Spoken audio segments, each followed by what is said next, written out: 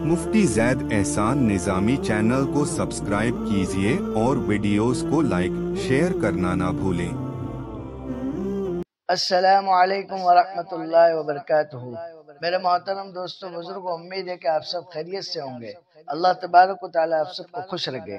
जैसा कि आप सब जानते हैं, कुरान मजीद का पैगाम ईमान वालों के नाम इस उन्वान से सिलसिला चल रहा है। अल्हम्दुलिल्लाह उस सिलसिले के 59 हिस्से मुकम्मल हो चुके हैं। आज 60वां हिस्सा हम आपकी खिदमत में रखते हैं, तो मुलाहज़ा फरमाएं। अऊज़ु बिल्लाहि मिनश शैतानिर रजीम, बिस्मिल्लाहिर रहमानिर रहीम। या अय्युहल्लज़ीना आमनू ज़कुरू निअमतल्लाहि अलैकुम इज़ जाअतकुम जुनूदुन फ़अरसलना अलैहिम रिहन व जुनूदन लम तरौहा व काना अल्लाहु बिमा तअमलून बसीरा।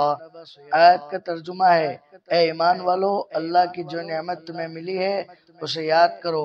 जब तुम पर बहुत से लश्कर चढ़ आए थे, फिर हमने उन पर एक आंधी और फरिश्तों की एक ऐसी फौज भेजी जो तुमको दिखाई न देती थी, और अल्लाह ताला इन कामों को देखने वाला है जो तुम करते हो।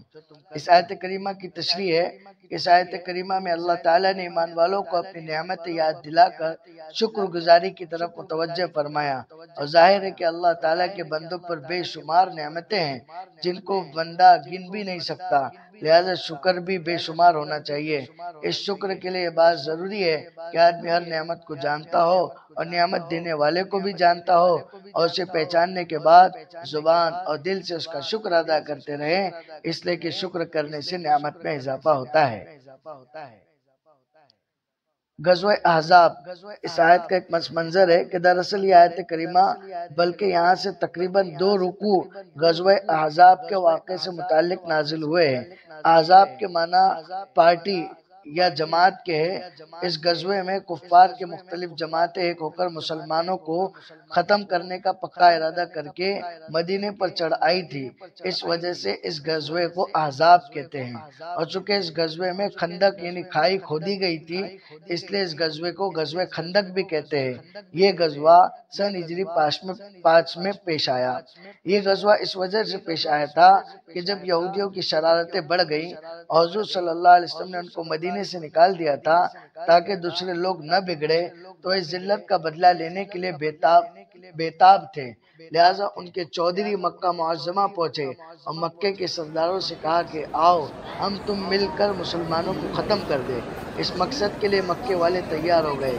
इसके अलावा आसपास के कबीले भी इनके साथ शामिल हो गए और फिर कुव्वत और ताकत के साथ इस जोर से मुसलमानों पर हमला किया कि खुद कुरान करीम ने इस वाक़े की शिद्दत बड़ी औलनाक सूरत में ये बयान फरमाई कि आंखें खुली की खुली रह गई, कलेजे मुंह को आने लगे और मुसलमानों को सख्ती के साथ झिंझोड़ा गया।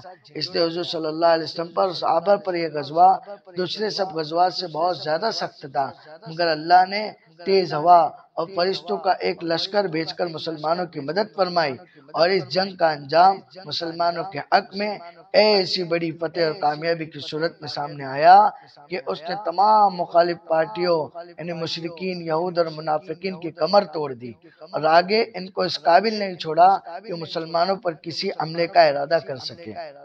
इस आयत करीमा से क्या सबक हासिल होता है? तो नंबर 1, अल्लाह ताला की नेमतों का शुक्र करोगे तो उसकी गैबी मदद देखने को मिलेगी। नंबर 2, अल्लाह की कभी जाहिरी तौर पर मदद करता है, अल्लाह ताला कभी जाहिरी तौर पर मदद करता है जैसे किसी आदमी के जरिए या किसी आंधी के जरिए वगैरह। नंबर 3, अल्लाह ताला कभी बातिनी तौर पर मदद करता है जैसे फरिश्ते को भेजकर दुश्मन के दिल में रौब डाल दे। नंबर 4, फरिश्तों को असली सूरत में इंसान नहीं देख सकता। नंबर 5, कोई बीमारी या परेशानी आकर दूर हो जाना, यह भी अल्लाह की एक नेमत है, हमें इस पर अल्लाह ताला का शुक्र अदा करना चाहिए। नंबर 6, कोई गलत काम न करना, इसलिए कि अल्लाह ताला हमें देख रहा है। अल्लाह तबारक व तआला हमें कुरान को मकसद बनाकर जिंदगी गुजारने की तौफीक अता फरमाए और उसको समझने की और उसकी तिलावत करने के एहतिमाम करने की तौफीक अता फरमाए। अस्सलामु अलैकुम व रहमतुल्लाहि व बरकातुहू।